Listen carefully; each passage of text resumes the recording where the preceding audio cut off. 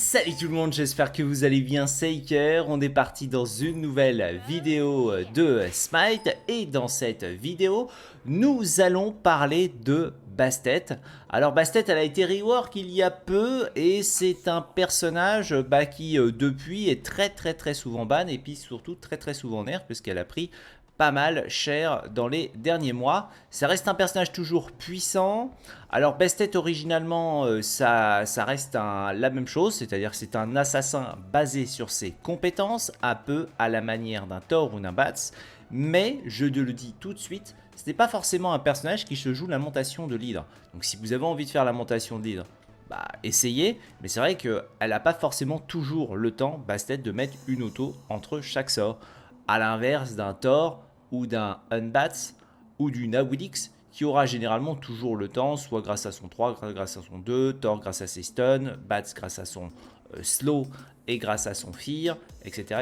Bastet, vous pouvez la jouer lamentation d'hydre si vous le voulez, mais sachez que beaucoup de joueurs pro à l'heure actuelle ne le font pas forcément. Bastet, c'est tout d'abord un passif extrêmement intéressant qui a deux composantes. La première composante du passif de Bastet, c'est que quand je touche un ennemi pendant 6 secondes, en fait, je vais le voir sur la map. Donc vous voyez que je vois tout simplement le haut d'un et je vois pas les autres. Enfin, je vois ceux qui sont au bout, mais je vois pas les... voilà. Et au bout d'un moment, ça disparaît. Donc ça dure 6 secondes.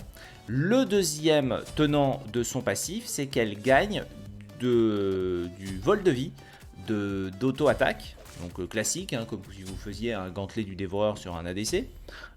Et elle gagne du vol de vie sur les compétences. Et ça déjà c'est beaucoup plus rare dans le jeu, puisque y a le dévoreur d'âme qui vous permet de faire ça, mais tous les autres objets de lifesteal ne vous permettent pas de gagner des points de vie quand on lance des compétences sur un adversaire. Donc vous allez le voir, je vais prendre quelques items à dégâts, mais je vais essayer de prendre des items qui ne donnent pas le lifesteal, donc pas la Jotun et pas le dévoreur d'âme, pas la forge de sang, pas ce genre d'item. Et on va aller taper ensemble la Nice, et vous allez voir qu'en fait on va tout simplement régénérer à l'auto. Voilà, on a 40 de base, et là hop, je régène avec le sort, vous voyez 15, 15, 15, 15, 15, des 4 ticks de mon deuxième sort. Le lifesteal, il est de combien? Il est de 7% au level 20. Je parle souvent des stats au level 20, je ne vais pas vous donner. Donc c'est 5 plus 0,25, un truc comme ça par level.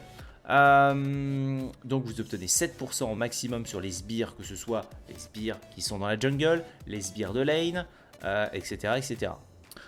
Ensuite, vous avez le lifesteal sur les dieux, qui est lui, qui monte jusqu'à 15%.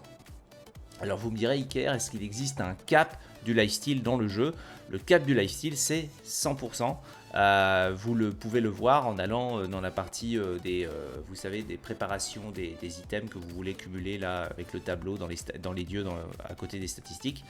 Vous pouvez faire vos emplettes et vous pouvez à ce moment-là voir le cap du lifesteal comme le cap de la DR, de la CDR, etc. Hop, une fois qu'on a fait ça, une fois qu'on a expliqué le passif, forcément Bastet, elle est puissante parce qu'elle peut se régénérer. Imaginons que vous faites aucun item de lifesteal, ni dévoreur d'âme, ni gantelet, ni colère de Jotun améliorée, ni forge de sang sur Bastet, et vous aurez de toute façon 15% de lifesteal. Donc 15% de lifesteal quand vous avez un sort qui fait en général au minimum 300 de dégâts une fois maxé, avec de la puissance vous atteindrez facilement 500, etc. Ça fait qu'on régène quand même pas mal de points de vie, hein. 15 x 5 ça fait 75, donc ça fait 75 PV par sort. C'est vraiment pas horrible. Ce qui fait que c'est pour ça par exemple que Fainoke, joueur pro des Dragons Jade, a joué Bastet sur la solo lane avec un caducé et du lifesteal. Et en late game, avec un petit peu de défense, forcément le lifesteal jouait beaucoup, ce qui fait que Bastet pouvait tanker parce qu'elle régénérait. Donc pour contrer une Bastet, il vous faudra de l'anti-heal, c'est obligatoire cette saison. Voire même les saisons prochaines si vous regardez cette vidéo en 2042. Hop, on est parti. On va tout simplement expliquer le kit de sort de Bastet. Donc le premier sort, c'est un sort très charismatique, très connu de Bastet qui existe sur son kit de sort depuis le début, qui n'a jamais été modifié. C'est le Pounce. Le Pounce, c'est un saut qui est d'une portée 55. Alors vous allez toujours rigoler avec les fameuses portées 55, puisque là vous voyez que je suis à portée plutôt 75, puisque la taille de mon cercle où je fais des dégâts est de 20 et la portée de mon sort est de 55. 55 plus 20, 75. Donc là, hop, je touche quand même, alors que vous voyez que je suis à beaucoup plus que 50 de portée. La particularité de ce sort, c'est que vous avez 4 secondes pour revenir sur la position initiale. Vous n'êtes pas obligé de revenir. C'est-à-dire qu'on n'est pas comme un Talus dans Paladin qui est obligé de revenir sur sa marque de base. Là, je peux tout simplement faire ma vie et ne jamais rappuyer sur la touche. Pardon. Comme je peux essayer de revenir à l'ultime seconde sur la position. Alors vous allez me dire, mais Iker, quand c'est qu'on revient sur la position, quand c'est qu'on ne revient pas, bah ça il vous faudra un petit peu de game sense, puisque à partir d'un certain niveau, les gens ils vont vous attendre sur votre position de retour et ils vont essayer de vous stun à ce moment-là. Notez bien sûr que si vous êtes silence ou si vous êtes stun, vous ne pouvez pas revenir sur la position. Hein, on va tout simplement montrer ça en ayant un petit Ymir des familles. On va sauter sur le Ymir. Il va me freeze. Et là, vous voyez, je rappuie sur moins. Je ne peux pas. Voilà, j'ai pu que quand on m'avait retiré le freeze. Vous voyez un petit peu le délire. Donc faites attention. Et vous voyez un petit peu là où je veux en venir. C'est que dans une game, si vous contrôlez Bastet suffisamment longtemps, avec un Horus par exemple, vous lui mettez, vous attendez 2 secondes qu'elle ait fait ça, qu'elle lance son sort, machin. Là, vous la contrôlez maintenant avec votre dash stun, puis votre knock-up derrière. Bastet ne pourra pas repartir. Elle a 4 secondes pour repartir, donc c'est assez facile. Vous jouez contre une Bastet, vous avez 4 secondes dans votre tête. Vous comptez 1, 2, 3, 4. En général, vous comptez jusqu'à 2,5. Et à partir de là, vous essayez de la contrôler. Si elle n'avait pas été contrôlée jusque-là, si vous avez un contrôle de plus d'1,5 secondes, bah, elle n'aura pas le temps de se barrer. Alors attention, bien évidemment, ce n'est pas tous les contrôles.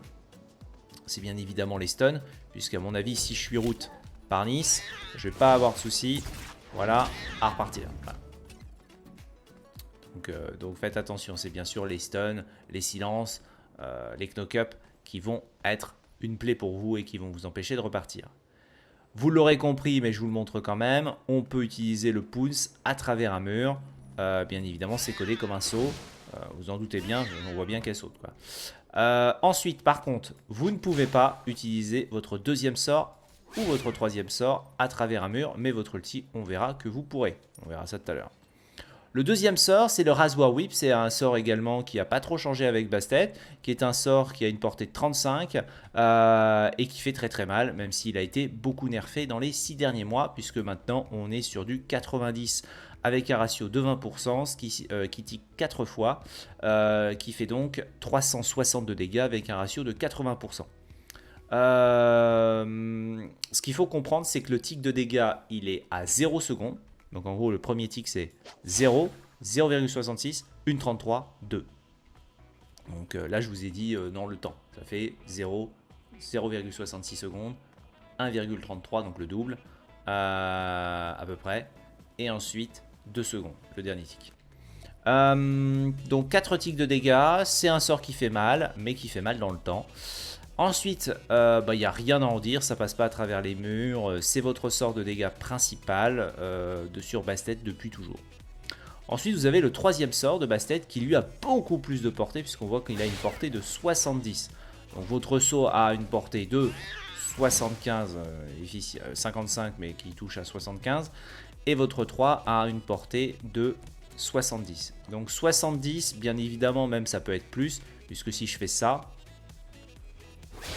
je vais pas route, mais le chat va quand même aller sur le Odin.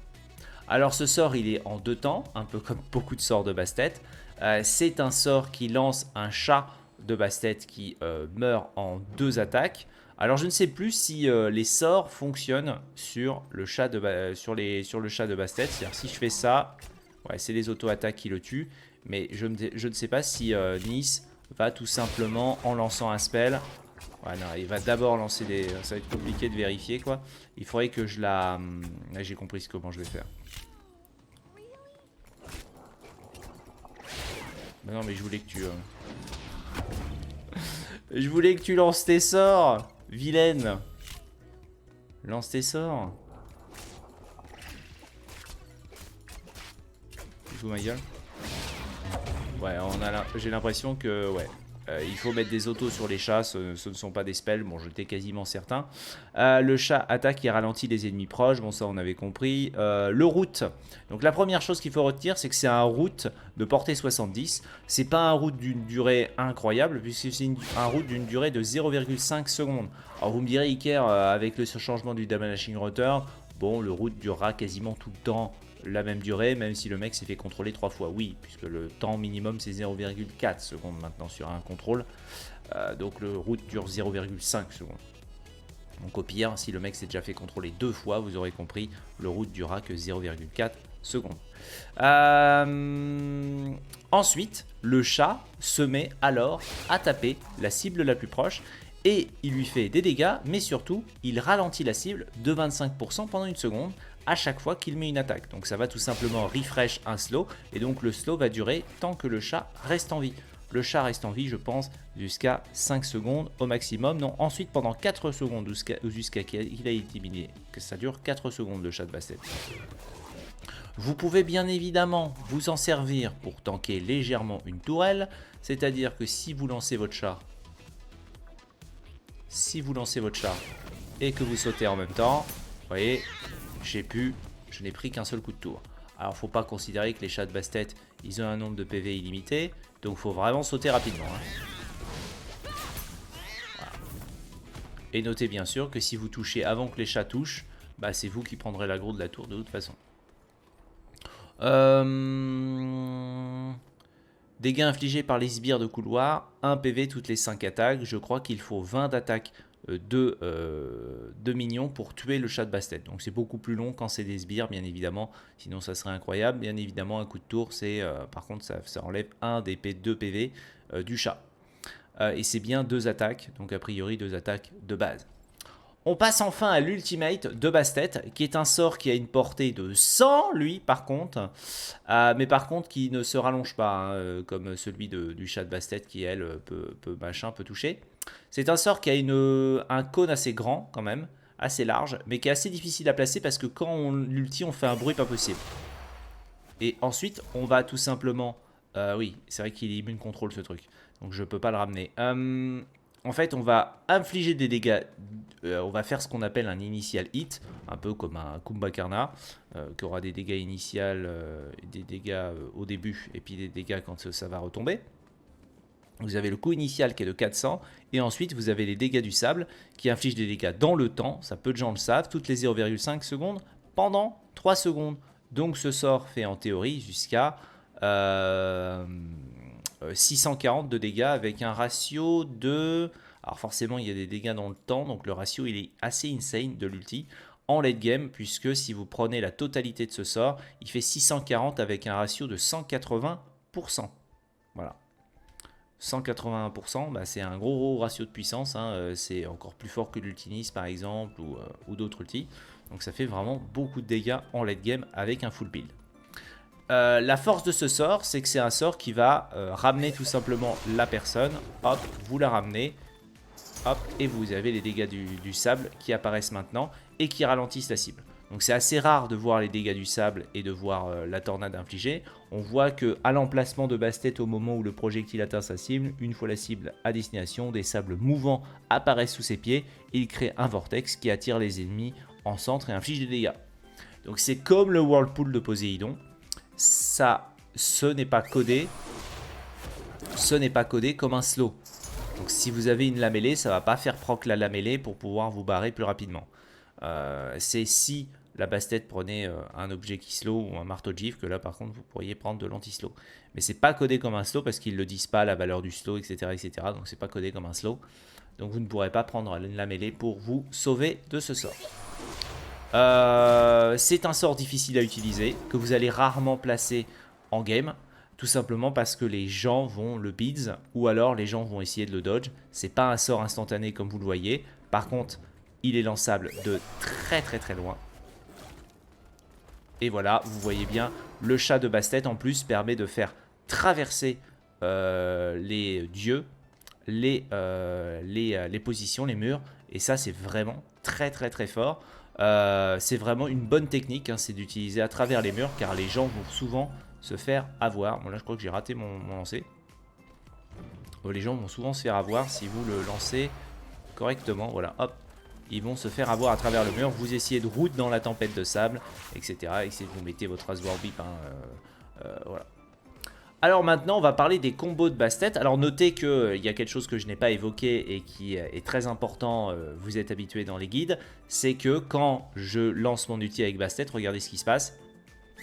Je suis immune contrôle. Et ça, c'est une énorme différence comparée à avant. Puisque Bastet, avant, n'avait pas d'immune contrôle sur son ulti. Historiquement, Bastet n'en a jamais eu, à part depuis cette version-là de Bastet. Donc c'est un énorme up du personnage, qui fait aussi que c'est pour ça qu'elle est beaucoup plus jouée. C'est un personnage qui, avant, ne forçait pas beaucoup les purifications.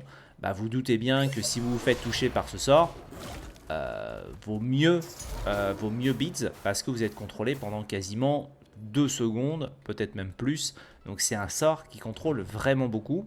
Ça ressemble un peu à l'ulti Fenrir, sauf que Bastet n'a pas besoin de se mettre en danger et que c'est quand même une sacrée portée. Bien sûr, vous êtes ramené sur la position où Bastet a lancé le sort, c'est important de le préciser, parce que bien évidemment, si ça avait été de ce style-là, enfin si on vous avait ramené sur la position où Bastet est, ça aurait pu être incroyable. Voilà, par exemple, si je vous avais ramené là, plutôt que là, hein, mais ça serait un peu pété. Voilou. Maintenant, les combos de Bastet. Les combos de Bastet sont assez simples. En général, on va la jouer en première relique flash, puisqu'on va considérer qu'on a un anti-contrôle sur l'ulti. Si on a vraiment besoin, on peut l'utiliser comme ça. Et en deuxième relique, on jouera purification. Grand classique sur les assassins. Vous connaissez la chanson. Avec Bastet, vous pouvez tout simplement engager au 3, puis engager au saut, puis faire ça, puis repartir. Il n'y a pas de souci. Si vous n'avez pas votre flash, vous allez souvent faire comme ça. Sinon, si vous avez votre flash, vous avez flash à côté de la cible, mettre le 3, mettre l'auto, mettre les auto-attaques comme ça. Et ensuite, si le mec saute, vous suivez avec ça. Et si derrière vous avez envie d'ulti, vous avez l'ulti. Notez qu'il y a 2 parties dans l'ulti de Bastet, c'est là que ça me revient. C'est si vous balancez l'ulti dans la première partie, le premier cône qui est ici. Si vous mettez l'ulti comme ça, vous allez directement ramener la personne et créer la tornade.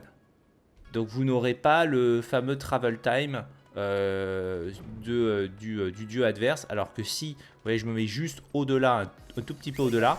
Là par contre il chope. Et là par contre il ramène. Vous voyez, c'est un petit peu plus long l'animation. Est-ce que ça vaut vraiment le coup de ramener la personne directement comme ça? C'est que l'animation, c'est que le stun il est plus rapide je pense. Mais je sais pas si ça change grand chose. Donc voilà, c'était juste histoire. Je sais pas pourquoi ils ont fait ça.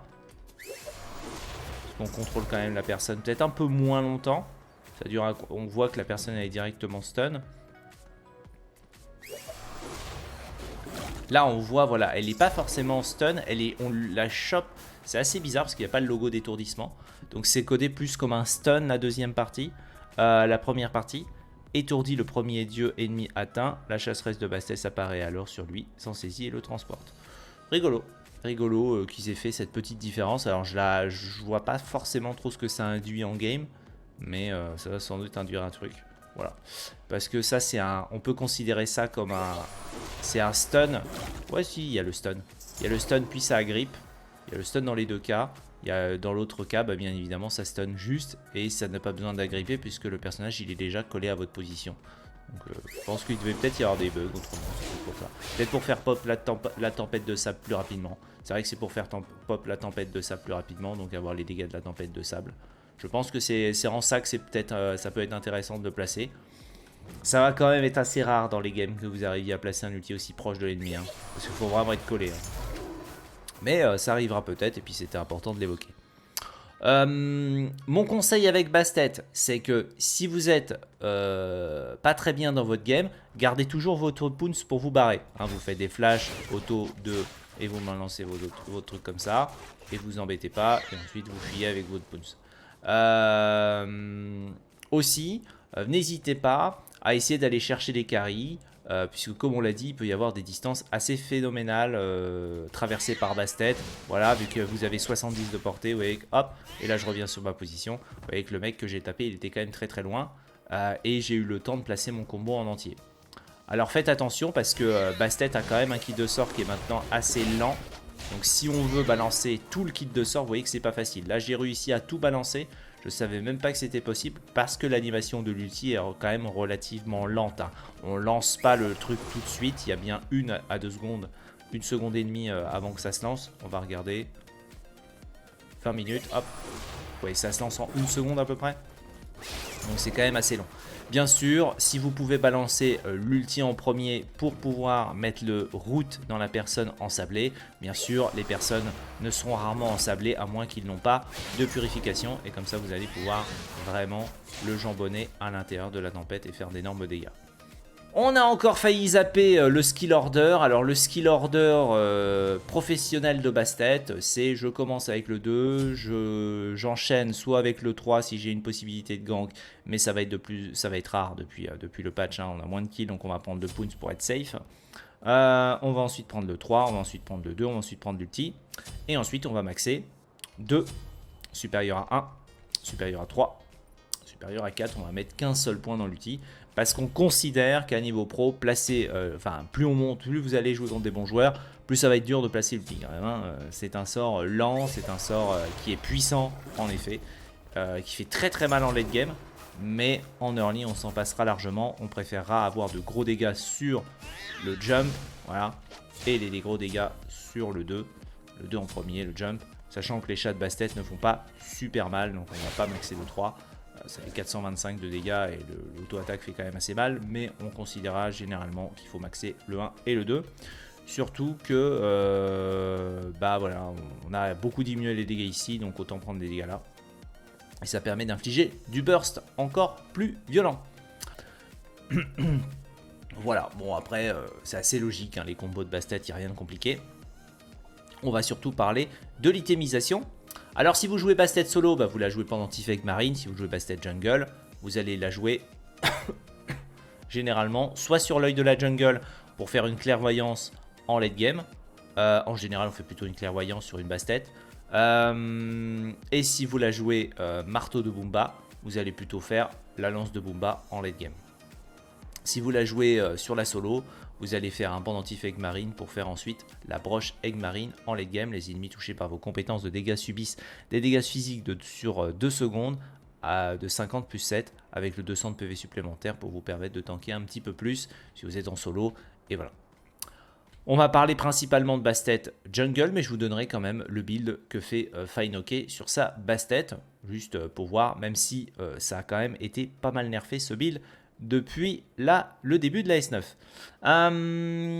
On partira sur, moi je vais vous conseiller le classique, ouais j'aime bien quand même la dague de Bumba, ça donne quand même 70 de puissance physique. Là on est sur du 65 et 70 avec le roi de la jungle. Le roi de la jungle reste quand même un choix que j'aime aussi, donc vous pouvez faire les deux. On va faire une build avec la lance de Bumba. Le problème de la lance de Bumba, c'est qu'on va sans doute surcap la pénétration et la réduction de CDR. Voilà. C'est juste le défaut en général qu'on va faire avec ce genre de build.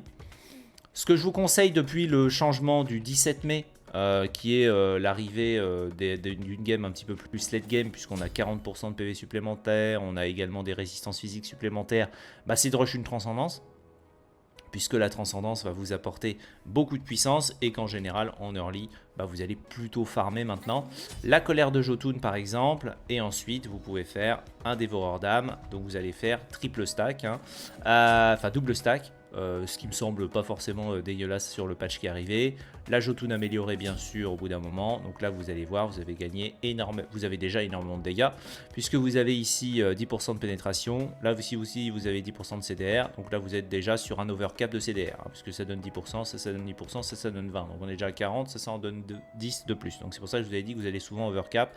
C'est pour ça que vous pouvez faire, ça vous empêche pas de la faire, Lasbra l'a fait, par exemple, joueur pro, des Olympus Bolt. Donc vous pouvez, c'est pour ça que le roi de la jungle reste un item que j'aime beaucoup, parce que je trouve que bah, vous n'allez pas overcap et vous allez ici avoir vos 40% de CDR tout de même. Voilà. Ensuite vous pouvez faire un crève-cœur et ensuite vous pouvez terminer par exemple par un fléau de titan et vous avez votre build. Donc ça par exemple c'est un build très conventionnel sur Bastet. Vous allez me dire mais il n'y a pas de lamentation de lead. Ah bah je vous l'ai dit, hein, il n'y a pas beaucoup de lamentation de lead chez les pros sur ce personnage. Ça ne veut pas dire que c'est impossible, c'est à vous de voir si vous arrivez à mettre vos auto-attaques avec le personnage. Par exemple vous dites ah moi je fais pas, j'ai pas envie de faire de colère de Jotun. Bon, déjà il va vous manquer de la CDR, hein. Si vous ne faites pas de colère de Jotun, il va falloir faire un truc comme ça. Si vous ne faites pas de colère de Jotun parce que vous avez la flemme, et que vous voulez faire une lamentation de lead, bah vous faites votre lamentation de lead. Et en objet de démarrage, bah là, c'est là que c'est plus pertinent dans ces cas-là de faire la lance de Bumba. Le marteau de Bumba, je trouve pas ça forcément hyper pertinent sur Bastet, puisque là, de toute façon, vous avez vos 40% de CDR, il n'y a pas besoin de vous embêter. Et donc bah là vous avez votre build qui fonctionne aussi, hein, tout simplement. Mais qui, voilà, c'est parce que là, est-ce que vous avez le temps d'aller mettre une auto-attaque? Oui, voilà, petite auto derrière. Moi je trouve ça quand même intéressant, hein, la lamentation de lead, donc je vous dirais pas que c'est impossible d'en faire une. Vous pouvez largement vous permettre de mettre une auto après ça. Là vous pouvez encore mettre une auto. Moi je reste un fan de la lamentation, après voilà. Mais sachez que les pros ne la font pas toujours. On a encore d'autres itemisations qu'on peut largement faire, comme par exemple la forge de sang, donc de faire juste dévoreur d'âme, une forge de sang. Merde, j'ai pas fait exprès. On va faire une forge de sang ici. La forge de sang, c'est généralement une itemisation, un item qu'on fait à la fin. Donc vous n'êtes pas obligé de le faire comme là au début. Et puis vous allez faire hop, enfin dans les premiers items, et on va faire comme d'hab, bah on va refaire la lance de Bumba, parce que sinon il va manquer de la CDR. Puis là vous allez me dire que tu es à 10, 10, 10, plus l'élixir à 500, on est à 40% de CDR. Donc on a quand même capé. Et pourquoi ce genre de build est complètement pété? Bah tout simplement parce que avec ce genre de build, bah, vous allez régénérer un nombre de PV incalculable avec Bastet, et vous pouvez aller dans la jungle. Donc là vous allez avoir en fait, si vous voulez, le lifesteal. Putain, je prends pas de dégâts, pourquoi? Il y a un bug. Ah oui, là il y a un bon bug, hein. Pourquoi je prends aussi peu de dégâts? Plus de dégâts le Fire Giant maintenant? Il y a un problème. Ça affiche des dégâts mais ça ne met pas. Qu'est-ce que j'ai fait bugger le jeu? Ah bah ça doit être pas mal si dans une game vous vous retrouvez à prendre aucun dégât comme ça. Ah ça doit être assez fort. C'est assez fort. Ah oui, je ne prends plus de dégâts. Alors je sais pas ce que j'ai fait, mais voilà, c'est pas mal, je ne prends plus de dégâts. Donc là vous allez régénérer, donc là c'est encore plus fort le lifesteal. Voilà. Maintenant nous allons donner le build. Ah, ça peut être intéressant de faire. Ça peut être intéressant de faire le flash qui brûle. Pourquoi? Parce que si vous faites le flash qui brûle. Alors le flash qui brûle, si vous faites ça, j'ai pas réussi à le foutre dedans. C'est compliqué de le mettre dedans, je pense, dans le flash qui brûle. Ouais, je pense que c'est même impossible. Ou alors en fait il faut reflasher sur la position qu'on a lancée. Ah, mais évidemment quand vous lancez ça, si vous touchez quelqu'un vous pouvez plus flasher, hein. Donc voilà. Donc c'est quand même compliqué d'utiliser le flash. Non, je pense que le flash qui slow est sans doute le plus rentable. C'est difficile à utiliser le flash ardent, hein, de toute façon. Et bien sûr une temporal bead, puisque c'est un personnage basé sur les contrôles. Basé sur les... excusez-moi, basé pas sur les contrôles, mais basé sur les... Alors en fait j'ai combien de temps de CD dans mon put? Ouais, j'ai 7 sauts. Parce que là j'avais pas mes CD parce que j'étais... voilà. Donc si vous faites une bead, bah hop, vous pouvez ressauter un stand. Donc ça peut vous sauver la vie, hein, la temporal bead. C'est quand même extrêmement plaisant. Voilà, je pense qu'on a fait le tour de la DS. Est-ce que je vous conseille de partir full lifesteal à base de dévoreur d'âme, colère de Jotun et forge de sang? Je trouve que ça fait un peu beaucoup. Moi je préfère, à la place de la forge de sang, prendre une petite lamentation de lead pour avoir ma petite auto à 500, voilà, et qui me permet de faire très très mal. Surtout dans une méta où on a perdu un petit peu en burst, donc je trouve ça plus intéressant de faire une lamentation de lead, même si elle n'est pas forcément toujours simple à utiliser sur le personnage, hein, voilà. Donc voilà, moi je reste un fan de la lamentation, mais sachez qu'elle n'est quasiment pas faite par les pros, parce que c'est pas forcément facile d'aller mettre ce fameux 715 d'auto-attaque entre chacun des sorts. Je vous fais des bisous, j'espère que cette vidéo vous a plu, n'hésitez pas comme d'habitude à liker, partager et commenter, et nous on se retrouve demain pour une nouvelle vidéo de Smite sur la chaîne. Ciao. Merde, j'ai oublié de donner le build de Fine OK, on va m'engueuler, au secours, je reste. Le build de Fine OK, les amis. Alors, le build de Fine OK, il est comme ça. Allez, c'est parti. Il est comme ça. Il est comme ça.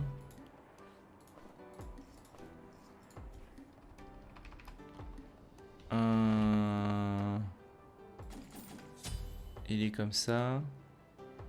Alors attendez, je vais essayer d'aller le retrouver parce que sinon je vais faire une connerie.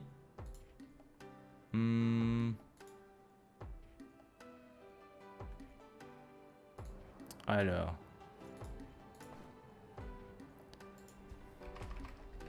C'est Colère de Jotun. C'est Colère de Jotun, Dévoreur d'âme. Donc c'est bien évidemment la Colère de Jotun améliorée. Colère de Jotun, Dévoreur d'âme, Caducée, Marteau sombre épine. Et après vous pouvez faire une cape de Discord par exemple, ce genre de truc. Qui fait que vous allez vraiment tanker. Ou vous pouvez faire comme il avait fait. Vous pouvez faire une amulette de réconfort. À l'époque on pouvait les stacker, maintenant on peut plus les stacker. Donc je pense ouais, une cape de Discord. Et ça fait un build de solo lane Bastet. Un build de solo lane Bastet. Avec ça bien sûr. Voilà. Donc en quoi c'est fort? Bah vous allez tout simplement avoir des résistances. Et en ayant des résistances, bah votre heal il est encore plus fort. Tout simplement. Sauf que là je prends du dégâts comme on l'avait vu. Et donc vous allez régénérer pas mal de points de vie. Et voilà. Donc ça c'est le build de Bastet. Solo lane. Voilà. Des bisous. Ciao. Et à demain.